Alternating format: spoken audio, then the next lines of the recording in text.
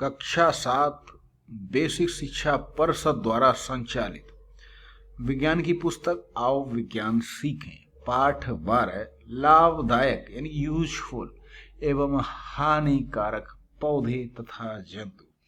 ऐसे पौधे जो हार्मफुल होते हैं, हमारे लिए नुकसानदायक होते हैं, ऐसे पौधों और जंतुओं के बारे में इस पाठ में हम लोग पढ़ते हैं। आप पाठ को अंत तक हमारे साथ सुने, निश्चित ही आप इसका लाभ उठाएंगे। और हाँ, अभी तक आपने चैनल को सब्सक्राइब नहीं किया तो चैनल जो नीचे सब्सक्राइब का बटन दिया गया उसको दबाकर चैनल से जुड़ जाएं, क्योंकि इस चैनल से जुड़ने के बाद आप यहाँ सभी कक्षाओं के पाठ और प्रश्नोत्तर पढ़ सकते हैं। पाठ को शुरू करते। पहले मनुष्य प्राकृतिक वातावरण में रहता था और भोजन के लिए जंगली जंतुओं का शिकार करता था। मछलियां पकड़ना, पक्षियों के घोंसलों से अंडे एकत्र करना, कंदमूल फल आदि खाता था, यानी कि जब उसे खेती करने का ज्ञान नहीं था। जानवरों की खाल, पेड़ों की छाल और पत्तियों से अपना तन ढकता था। धीरे धीरे पशुओं को पालना सीखा, नए पौधे उत्पन्न करना सीखा। और वो पौधे कौन कौन से थे? गेहूं था, धान था, मक्का, सनई, पटसन, जूट, ये पौधे उगाने लगा। धीरे धीरे विकास का क्रम बदला और कृषि करने के बाद उद्योगों का औद्योगिकरण हुआ। औद्योगिकरण के अंतर्गत उद्योग लगाए गए और चारों ओर विभिन्न पौधे एवं जंतुओं का दोहन नई नई विधियों से होने लगा। दोहन का मतलब होता है कि उनसे लाभ लेने लगा। कैसे? कृषि तथा उपयोगी पौधों को उत्पादन कर और पशुओं को पाल कर कृषि कर्म एग्रीकल्चर कर, जिसे एग्रीकल्चर कहते हैं। अब देखिए मानव जीवन पर पौधों एवं जंतुओं का प्रभाव। तो देखिए पौधे जो होते हैं प्रत्यक्ष या अप्रत्यक्ष रूप से हमारे जीवन को प्रभावित करते हैं। ये पशु भी, पौधे भी। तो हानिकारक पौधे, जंतु, लाभदायक पौधे, जंतु। अब ये जो चावल, सब्जी, दूध, चमड़ा, ऊन, कागज आदि, ये अनेक वस्तुएं जिनका उपयोग हम दैनिक जीवन में करते हैं। पता लगाएं कहाँ से प्राप्त होते हैं। हम कुछ हानिकारक पौधे की बात करते हैं। सबसे पहले तो कुछ सूक्ष्म जीव मनुष्य को हानि पहुंचाते ही, जैसे कि जूं जो हमारे बालों में हो जाता है, उससे हमें कोई लाभ नहीं, हानि ही है।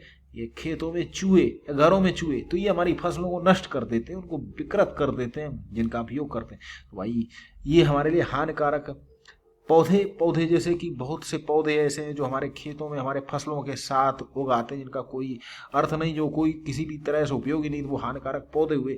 कुछ पौधे तो बहुत ही विषैले होते हैं।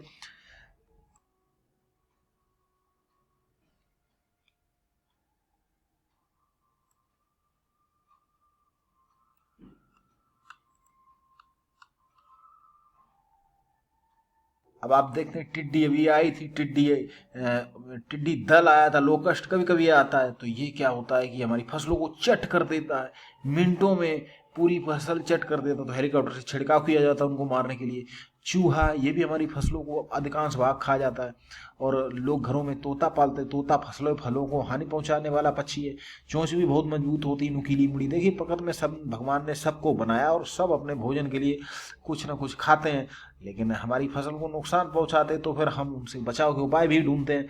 चलिए नीलगाय एक वन्य प्राणी है, जिसे इसको पाड़ा व घोड़रोज या बनरोज भी कहते हैं। ये भी हमारी फसलों को झुंड बनाकर आते हैं, हमारी फसलों को नष्ट कर देते हैं। अब ये तो स्ट्रगल है, संघर्ष है हमारा और जीव जंतुओं के बीच। उपरोक्त जंतुओं के तरह गिलहरी, हाथी और फसलों पौधों नष्ट करके हम पहुंचा देते हैं। कुछ लाभदायक पौधे, उनके बारे में बात करें। जी हाँ, बहुत से पौधे हैं। सभी पौधे लगभग औषधि गुण रखने वाले होते हैं। कुछ रेशे प्रदान करते, कुछ फल प्रदान करते, कुछ मसाले प्रदान करते, कुछ भोजन प्रदान करते। तो ये भोजन प्रदान करने वाले पौधे गेहूं, जौ, मक्का, बाजरा, कार्बोहाइड्रेट, प्रोटीन मिलती है, इससे विटामिन मिलती है। अनेक पौधे जैसे जड़ से मूली, गाजर, तना, आलू, प्याज पत्ती से चौलाई, पालक, पुष्प, ये सब हम खाने वाले पौधे हैं। कुछ फलों से हमें विटामिन मिलती है, जैसे अमरूद, संतरा, विटामिन सी मिलती है जो हमारे लिए फायदेमंद है। दालों से दाल, चना, मटर, मूंग, उर्द, मसूर, ये हमें प्रोटीन देते हैं। कुछ बच्चे कुछ नहीं खाते हैं, उन्हें खाना चाहिए। मसाला भोजन, ये हमारे भोजन को स्वादिष्ट बनाते हैं, भोजन को पाचक बनाते हैं। तेल, ये हमारे सरसों तेल, अलसी, सोयाबीन, ये हमारे लिए स्वास्थ्यवर्धक, लेकिन कुछ लोग मिलावट भी करते हैं। और धान की भूसी से भी तेल प्राप्त कर लिया जाता है। अब रेशे प्रदान करने वाले जैसे कपास, रुई, कपास के बीज, ये जो रेशे होते हैं, ये इससे हमारे लिए कपड़े बनते हैं।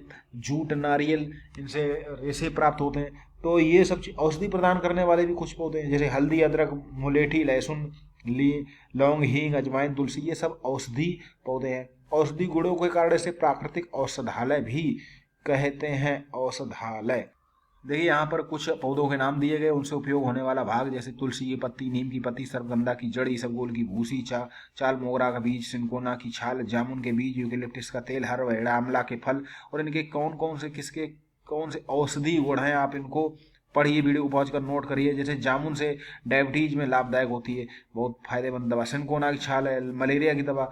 तुलसी तो हम लोग इसकी पूजा भी करते हैं और बहुत ही अधिक औषधि गुण होता है। हमारे घरों में अगर हो तो हमें चाय के साथ हम इसका सेवन करते हैं। इमारती लकड़ी ईंधन का अब देखिए पौधों की उपयोगिता देखिए, चीनी, कॉफी, इमारती लकड़ी, रबर, रुई, तंबाकू, वनस्पति घी, दवाएं, ये सब इससे हमें मिलता है। अब देखिए पौधों से मिलता है। पॉपुलर वृक्ष की लकड़ी से दिया, सिलाई तथा कागज बनने का काम होता है। इसे के अतिरिक्त अन्य पौधे, पुष्प, पत्तियां सुंदर रंग बिरंगी सजावट में भी प्रयोग करते हैं। अब जैसे बहुत से फूल हैं, जैसे गुलाब का फूल, इससे तो हमारे कन्नौज, जो हमारा कन्नौज शहर है, वहाँ पर इत्र का बनता है। और चमेली, इनसे ये सजावटी पौधे फूल होते हैं, इनसे सजावट का भी कार्य लिया जाता है। अब हम लाभदायक जंतुओं के बारे में जान लें। लाभदायक जंतु भेड़, बकरी, बैल, घोड़ा, कुत्ता, ये सब लाभदायक हैं। और ये शेर, भालू, हिरन, गेंडा, लकड़बग्गा, ये जंगली जंतु हैं। इनसे हमें व्यक्तिगत सीधे तौर पे लाभ नहीं है, लेकिन ये हमारी प्राकृतिक संपदा को धन्य बनाते हैं।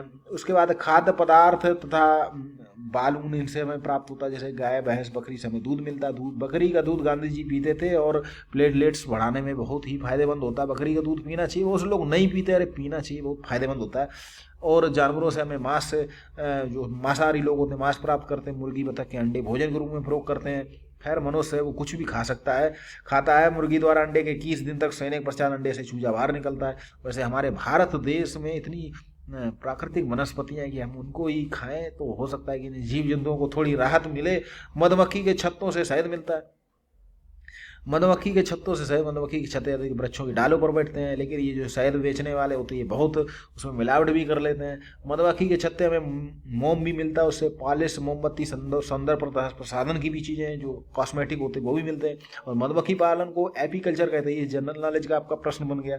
और जंतुओं की उपयोगिता देखिए, ये पूरी लिस्ट दी गई, आप देख सकते हैं कि जंतु हमारे किस किस काम। इसका चित्र भी लेकर आएंगे, आप उसको बनाना जरूर सीखें।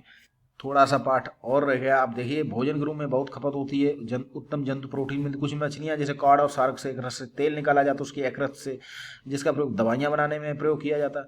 तो राहू, कतला, नैन, भाकुर, मांगुर, सौर, तालाब में पाई जाने वाली आम मछलियों की प्रजातियाँ जब आप पढ़ते हैं तो ये सब नोट किया करें, आपके आगे परीक्षाओं में काम आएगा। उत्पादन देने वाले जंतु, रेशम के कीटों से रेशम प्राप्त होता है। देखिए जो भी प्रतियोगी परीक्षाएं होती हैं उनके जो प्रश्न होते हैं वो कहीं बाहर से नहीं आते, इन्हीं किताबों से आते हैं। लेकिन जब हम पढ़ते हैं तो इन पुस्तकों पर ध्यान नहीं देते, बाद में हम लोग कोचिंग पर बहुत सारा धन खर्च करते हैं। रेशम कीट का जीवन वृत्त देखिए, रेशम कीट का जीवन वृत्त दिया गया। वयस्क रेशम कीट अंडे से लार्वा, देखिए कोया, कोकून, इल्ली, ये सब क्रम दिया गया, कैसे कैसे क्या क्या कब क्या बनता है। एक विशेष रेशम के कीटों को सहतूत के पेड़ पर पाला जाता है। रेशम कीट पालन को सेरीकल्चर, मधुमक्खी पालन एपीकल्चर, इसको सेरीकल्चर कह देते हैं। और एक कोकून से 7 से 1000 मीटर तक लंबा रेशमी धागा निकलता है। 1000 मीटर यानी 1 किलोमीटर हुआ। तो रेशम कीट का जीवन वृत्त ये देखिए दिया गया। कोया कोकून होता है, उसमें लार्वा होता है, इल्ली, उससे अंडा बनता है, अंडा से वयस्क, फिर यही जीवन चक्र चलता रहता है, यही जीवन है और क्या है। लाख का प्रौढ़, ये देखिए लाख कीट, लाख से प्राप्त होता है। लाख से पॉलिश, बार्निश, चपड़ा, चूड़ियाँ, ग्रामोफोन, रिकॉर्ड, बिजली के सामान, बटन, खिलौने आदि वस्तु बनाई। लाख कीट अपने शरीर की रक्षा है, शरीर के चारों मोटी पपड़ी के रूप में लाख का खोल बना लेता है, जिसे खरोच कर पानी के साथ गलाकर शुद्ध लाख तैयार किया जाता है। हाथी पालतू जानवर है, उसके बोझ उठाने का काम आता है। शंख वास्तव में देखिए कुछ लोग हाथी का शिकार करते हैं, बहुत ही गलत बात है। इतना दोहन भी ना करो, इतना शोषण भी ना करो, जो नेचर। शंख वास्तव में जंतुओं के वाहक है, जो शंख हम लोग बजाते हैं। शंख का प्रयोग सजावट, पूजा तथा दवाएं आदि बनाने में भी किया जाता है। कस्तूरी मृग वन्य जंतु, कस्तूरी मृग कस्तूरी नामक पदार्थ पाया जाता है। इसके लिए अब ये वीडियो अपलोड किया था। वन्य जंतुओं को पालना, शिकार करना, इसके लिए इनको प्रयोग करना दंडनीय अपराध है।